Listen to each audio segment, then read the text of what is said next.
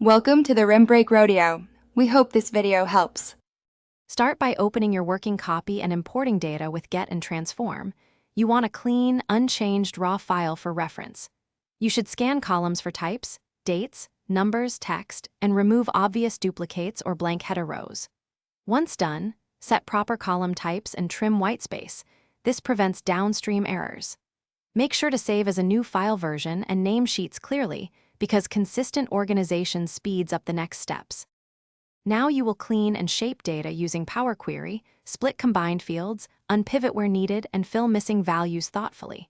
You need to standardize formats, convert text dates to date, set percentages and currency like dollar and 2 decimals, and normalize casing. Once transformed, add helper columns for categories or flags so formulas are simpler later.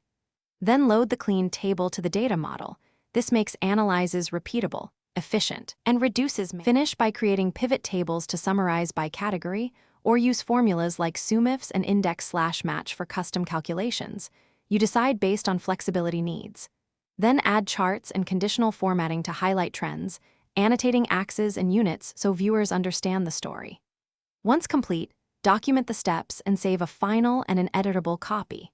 If something breaks, check data types first and refresh Power Query. Most issues come from mismatched formats or unnoticed blank rows. Thanks for watching. Consider subscribing if we helped you.